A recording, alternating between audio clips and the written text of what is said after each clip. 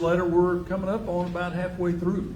And by the way, I decided to mic myself up because I've had a comment that some people couldn't hear me on when they were watching it on YouTube. So I just decided to do that. So welcome once again. Does everybody have a handout that says Deacons and Elders? If you don't, raise your hand. Patty will get you one. Good. All right, so you know the topic for today, but you know the routine. And so we're going to start with a pop quiz. So a question from last week's study. And why should we pray for all men, kings, and all who are on authority? Because they're God's people. Okay, that's a good answer, but it's for peace in life. For peace in our life. Okay, anything else?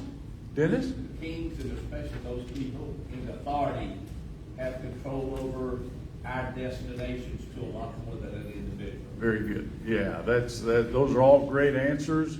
And sure enough, chapter 2, verses 1 through 2, first of all then, I urge that supplications, prayers, intercessions, and thanksgiving be made for all people, for kings and all who are in high positions, that we may lead a peaceful and quiet life, godly and dignified in every way.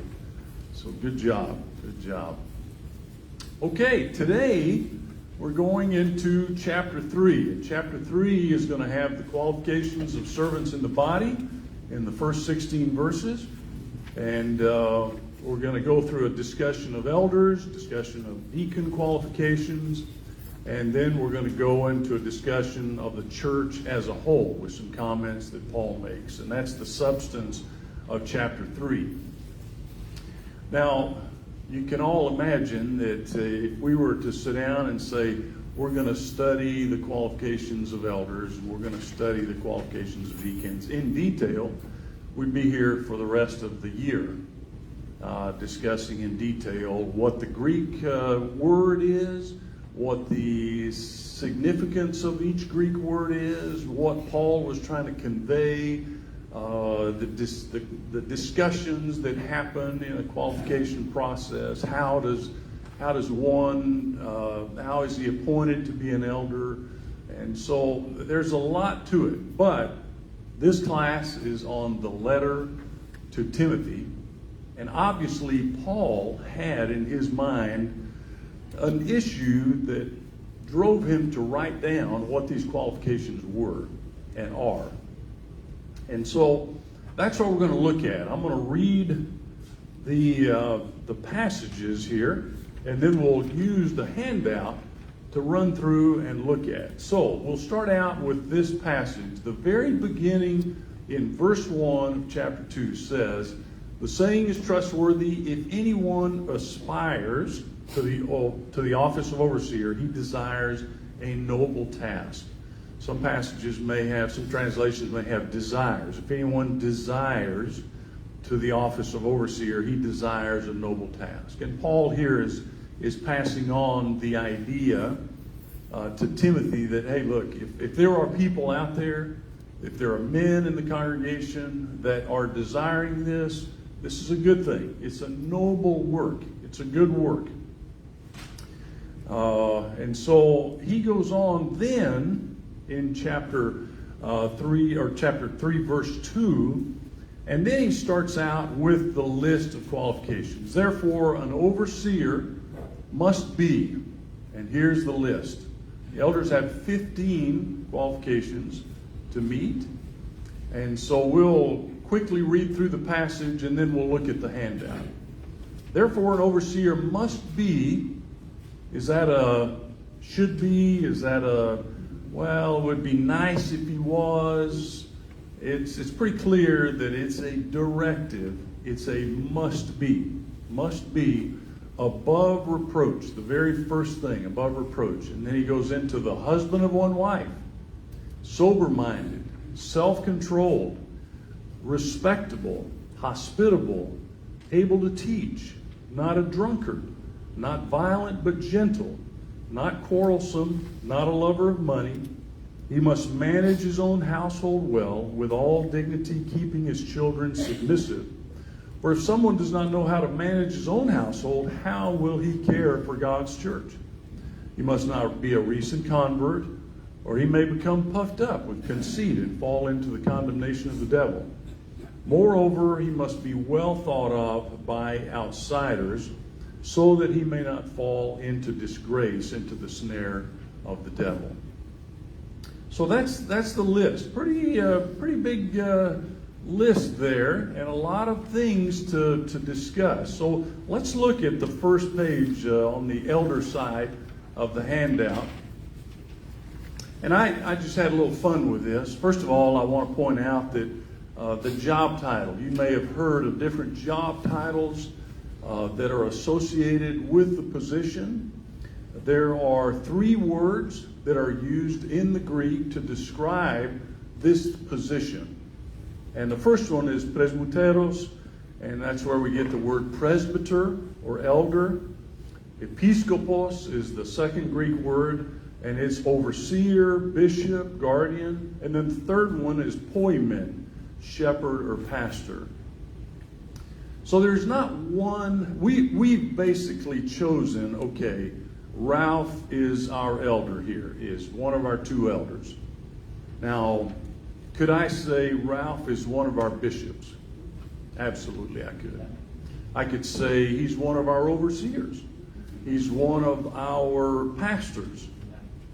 I wouldn't say that about Chris, although he loves us and cares for us, but that's not a job position. So these are basically words that describe the concept of the job to be done by the man. Secondly, point B, job description.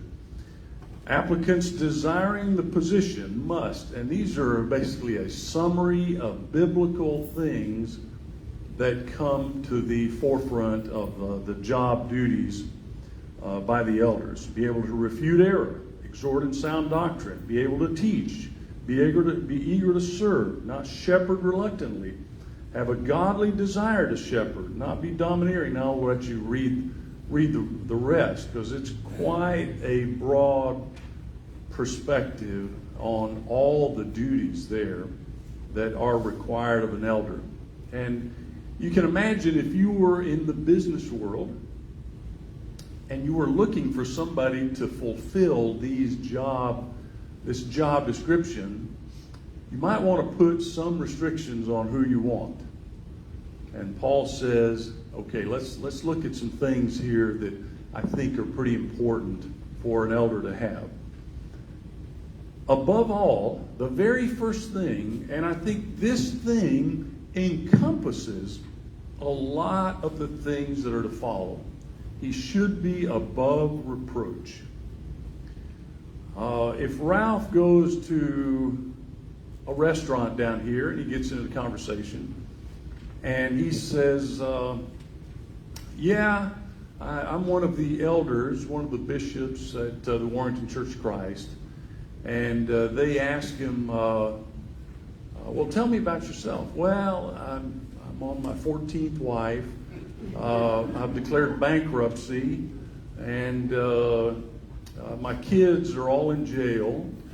And he just goes down the list, and they're going to look at Ralph and say, seriously?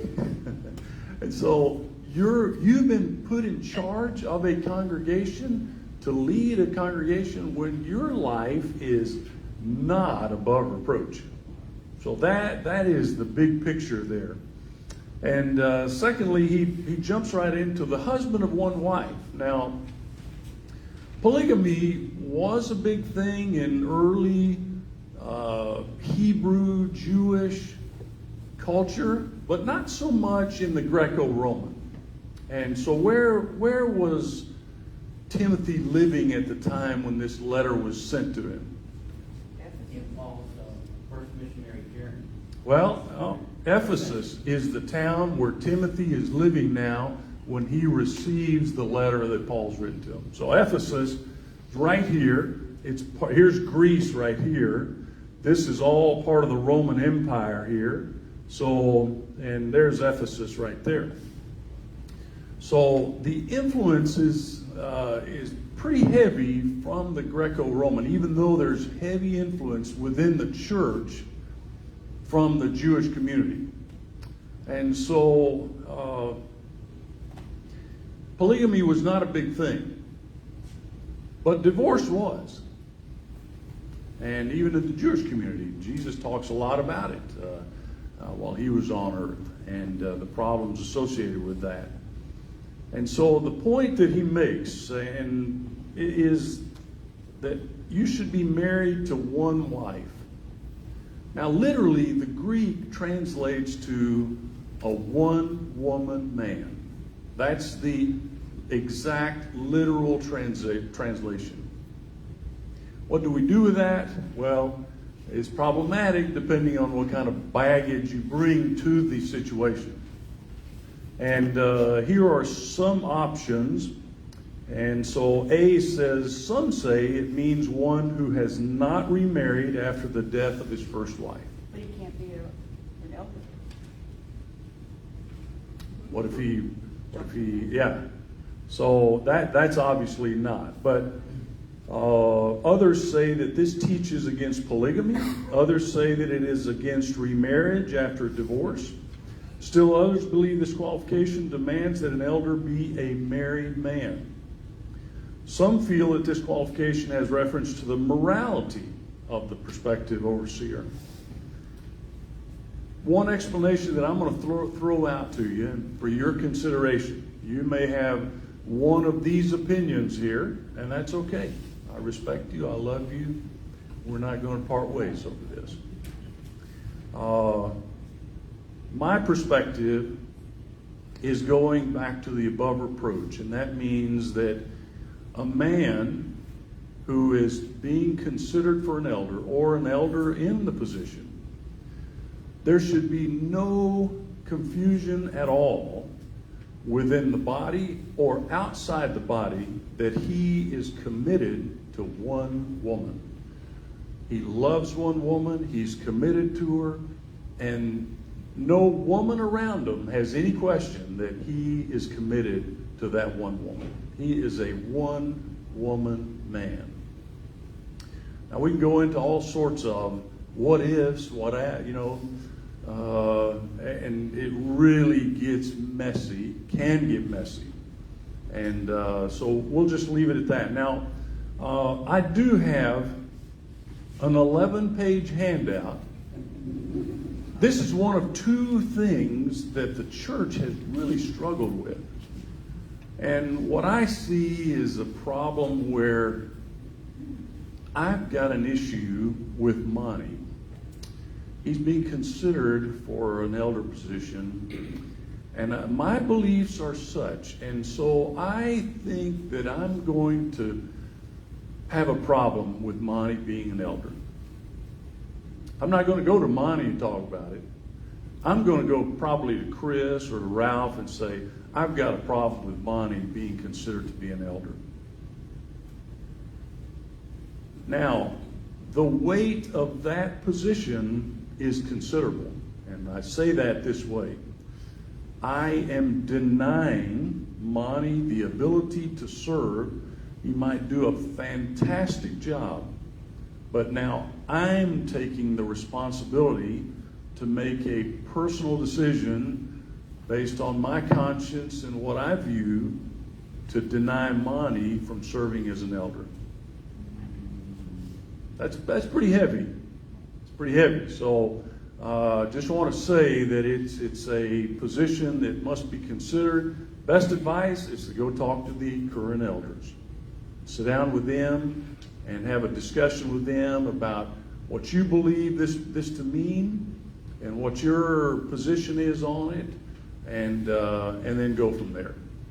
But if you're interested, Dad typed up an 11-page in-depth clinical study on the qualification of elders, and the first, the matter of one wife. Now the second one we'll get to, but if you're interested, I've got 5 copies of this. So Chris spoken for one, Patty gets another. Chris, I'll get you, okay? Yeah.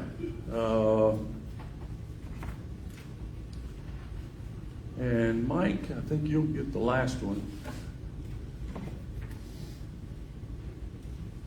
But it's a very interesting read, very studied position from a lot of different angles, applying logic, applying different interpretations, and so it's well worth reading. So, a husband of one wife, sober-minded, must be prudent, thoughtful, self-controlled, has orderly behavior, respectable, hospitable, literally means a friend to strangers. That's the interpretation there. Hospitable and able to teach. That means being skillful and having a quality and ability to teach the Word of God. Now, it doesn't say must be a good Bible class teacher. So whether one teaches in class or not, perhaps he's much better on a one-to-one basis, able to teach the gospel, correct. Not a drunkard. I don't think there's a big issue about that. Obviously, if you're out drinking and carousing, you're just not above reproach. So got to be careful about that. That's elders and not preachers, right? We'll talk about that later. You need to talk to Ralph.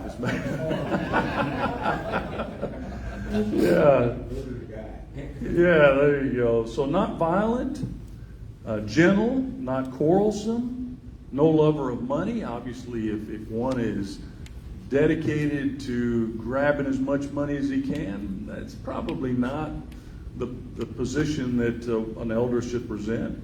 Manage his own household well, having his children in subjection. And the reason that Paul gives is, if you can't manage your family, how would you be expected to manage the church here and help out in that way? So, not a recent convert. We all understand that. Now, what does that mean, not a recent convert? 2 years enough time? 4 years enough time? Not a novice in the Word. Not a novice. So if an individual has been a member of the church for 4 years and is displaying great maturity in the scriptures, great maturity in his life, if he is above reproach, maybe he should be considered, if he meets the qualifications. And he must be well thought of by outsiders. That's another interesting thing here, that what the world thinks about an individual, because he represents the church, and not just the body itself. He is under the chief shepherd, and so he has a position of authority and a greater position of responsibility to behave and conduct himself above reproach. A note on the number of children, something that happened to Dad years ago. He was in a church near Houston, and they were considering individuals to be elders. One of the possibilities only had one child. So somebody said, it's got to be plural. You got to have multiple children. And so that's what Dad addresses also in this article of his. And the idea is, if Ralph asks me, do I have any children? If I had one child, would I say no?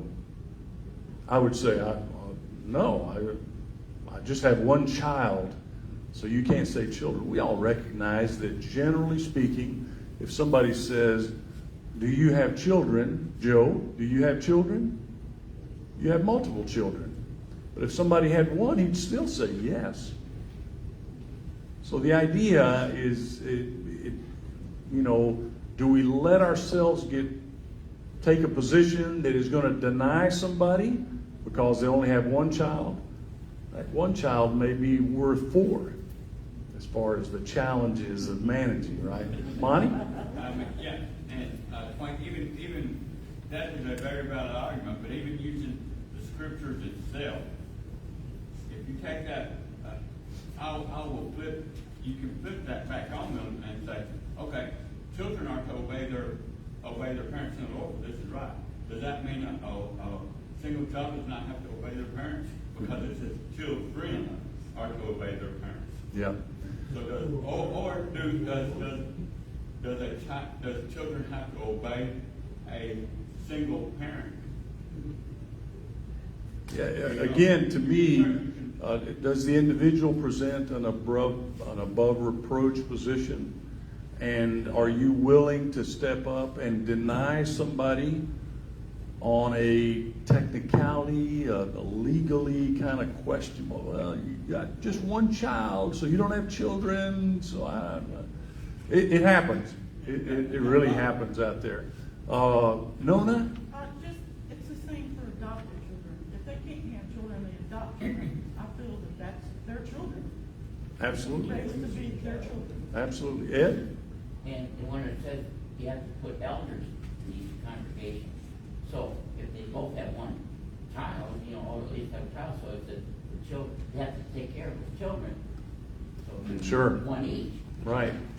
Monty, and then Gene, did you have something? No. Okay. Monty? The Bible says, just to avoid foolish questions. So to me, that's just like a foolish question. Now, just to do it for fun and banter a little bit, yeah. If it becomes an issue, drop it. Yeah. Got to be careful. Avoid.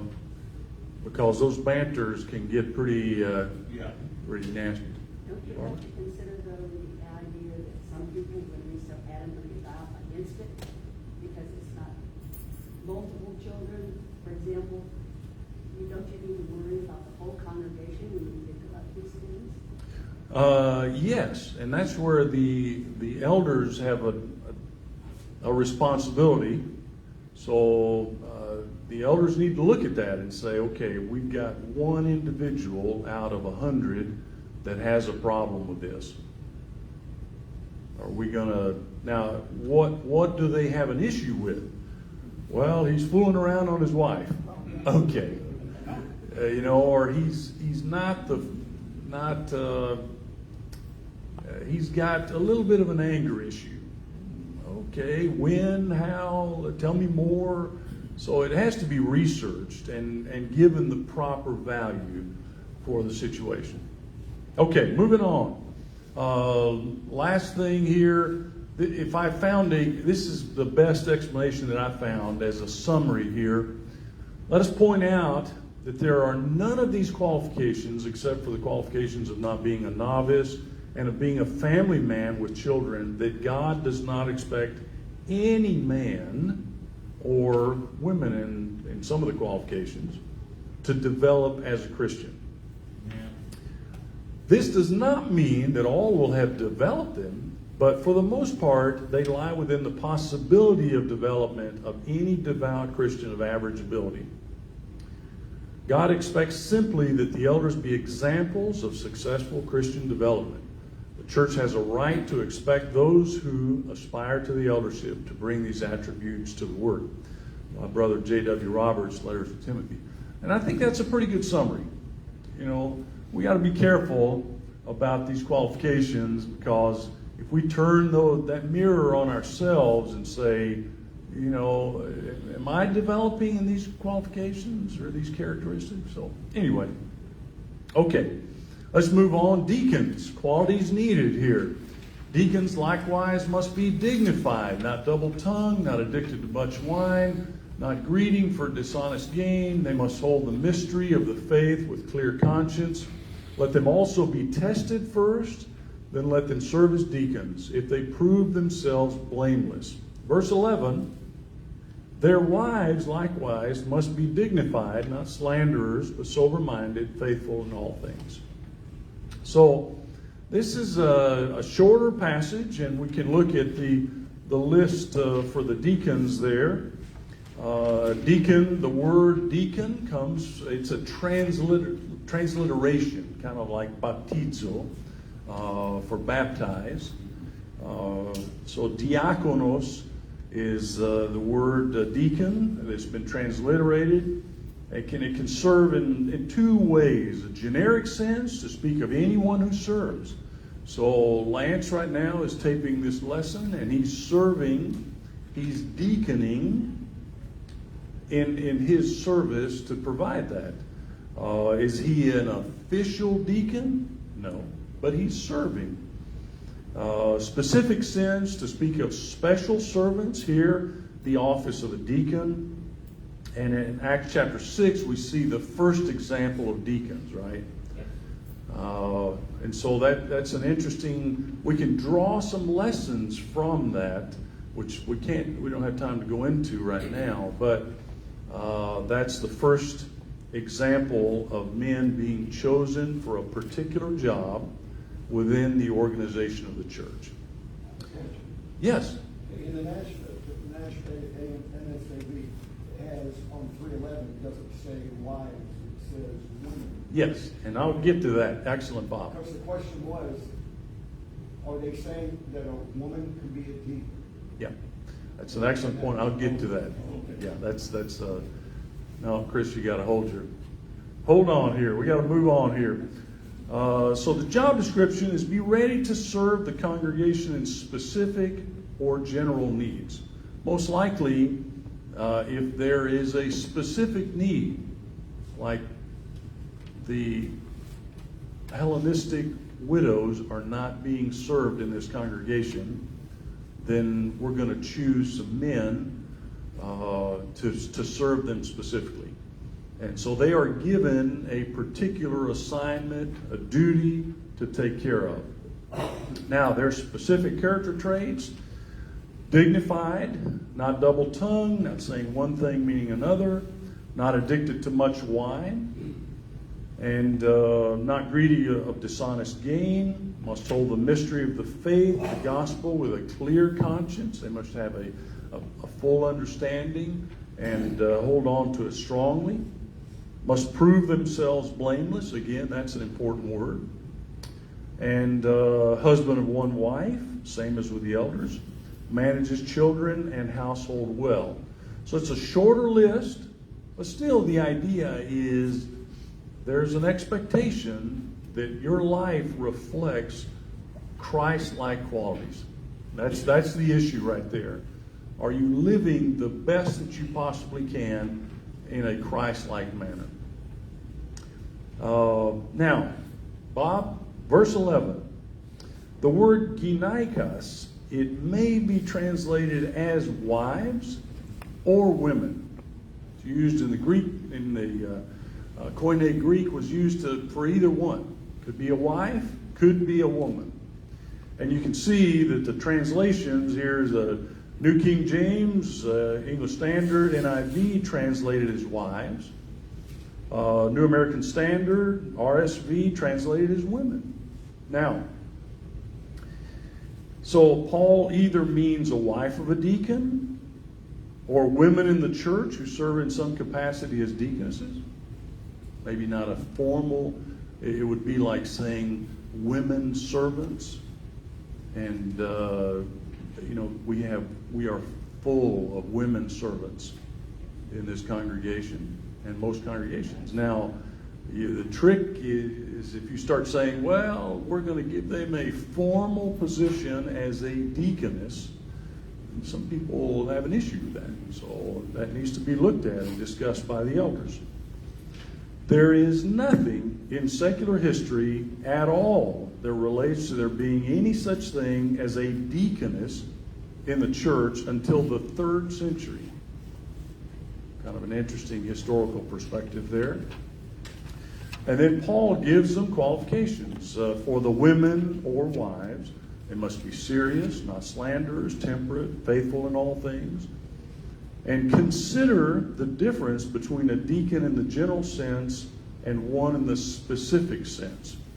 In one specific sense, there is a difference in authority.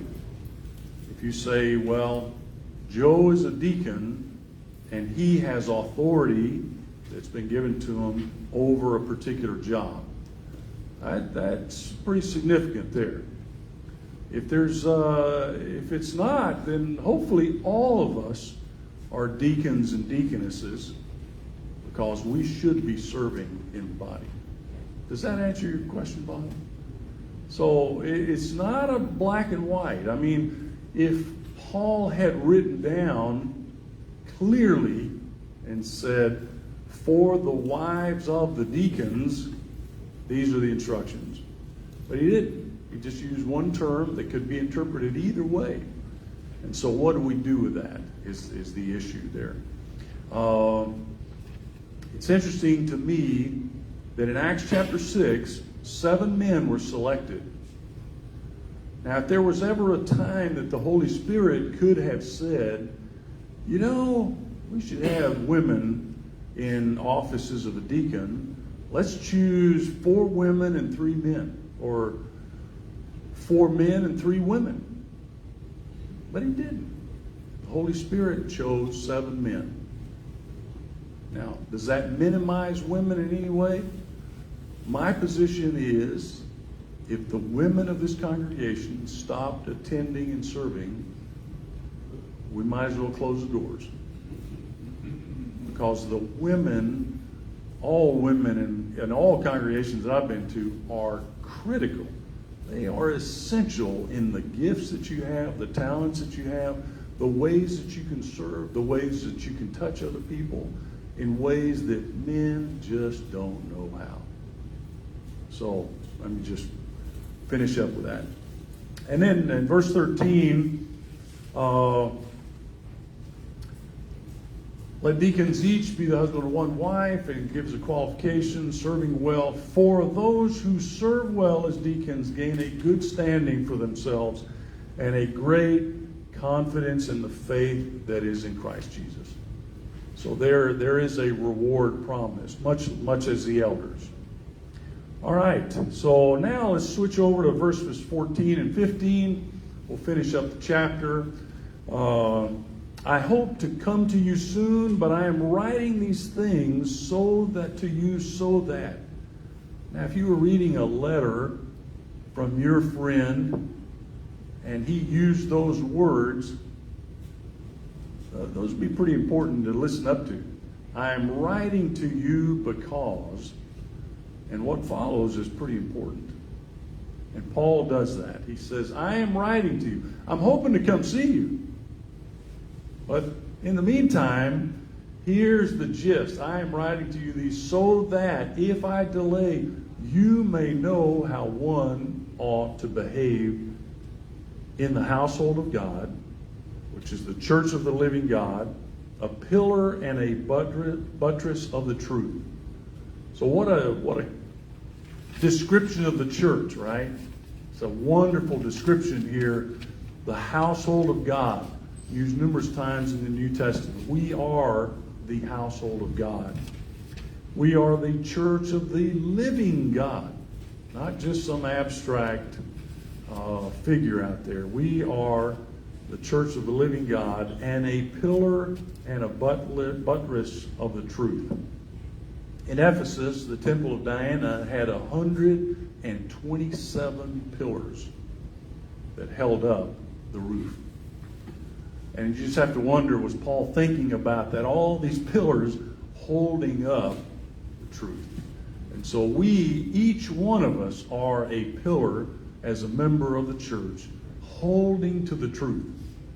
And the truth is in the Word. So,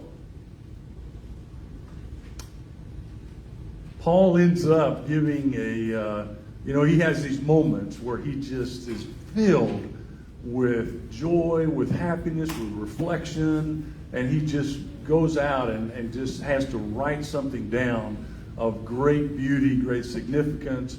There's some speculation that what he's about to write down was part of a hymn that they would sing within the church at that time. A little bit of a poem. And so here he says, great indeed, we confess, is the mystery of godliness. He was manifested in the flesh, his incarnation, vindicated by the Spirit. He was raised by the Spirit, seen by angels, proclaimed among the nations. What a great idea. Proclaimed throughout the world, believed on in the world, and taken up in glory. Pretty amazing words. It's just exciting to think Paul was just filled with excitement and love as he wrote these things out to Timothy, to encourage Timothy. Comments? Chris, did you have something else you wanted to say? I just wanted to say, on the point of the general versus the specific, like under deacon, but also applies to the term elder, because sometimes that term is used and it's not talking about the eldership. Good point. It's talking about older members in the congregation. Sure. The list of qualifications, you know, you mentioned the authority issue. When it's an office, when there are qualifications for it. True. And therefore, it also carries that authority. But it's not, if it doesn't have qualifications, it's not an office. So like your example with Lance, he is, and the proper term in the Chris Penny Greek English is deep. So he is deep, but he is not holding the office of deacon. Good, yeah. I used to use my little youngest son, who recorded at one of the sermons I was at. He was like 10 at the time. And I'd say, he's serving, he's deep. Right. But he didn't have to meet any qualifications. He doesn't have the authority of an office. Very good, yeah. So Ralph is an elder, and he's an elder. He's an old guy, so he's an elder. But he also holds the office of elder. And we recognize that within the church. So, any more comments? The age of the children plays a part in that. Because we think when a person hits age of account, well, you know, an adult. Sure. Are they still considered underneath the parents' rule? So the Greek word for the children here is tekna, which is young children. And so there is a Greek qualification that is hard to read into in the English translations. Now, we all recognize that if an elder was selected and he had small children in his home that didn't respect him, didn't behave, didn't listen to him, that would be a bit of a problem there. So we need to be careful about that. But if he has all grown children, which is very possible, that all the children are grown, those children are on their own. They have to be responsible for their own lives. So to hold an individual responsible for what their adult children are doing or not doing becomes problematic. And I'll tell you one thing is that 50, 60, 70% of all elders within the fellowship would have to resign right now. Because it would be a question of, well, what do you mean by believing? Does that mean they're attending a Church of Christ? Do they only attend 3 times a month and not 4? Well, they're not faithful. So it gets kind of messy. That's where you have to be careful. No, not coming on Wednesday night. Ooh, man. That is so wrong. That is so wrong. Okay, Ed, last comment? In working with people today, you'll find out in a denominational world, and that's a very poor translation. The first one you put up there says that any person wishes to be an elder, and there are women that are presbyteros, they're using that word, the presbyters and elders in congregations that are women. Now, in studying with them, they look at that translation and say, see, it's any person. But mine says if any man desires that. Yeah. And the reason man is a better translation is because it says, how can you be the husband of one wife? I'll talk to them about that. And besides, all the rest of them says he must be the first. So it can't be a woman that's an elder in the church. Yeah, and I think even the Greek word that is being used there is specific to man. Not humanity, but it is man. So I was just questioning So- the translation that you put up there, because it Yeah. says that any person, I'm going. Thanks for pointing that out. Yeah, thank you. All right, thank you so much. Here's your guidance for this week. Let's continue to pray.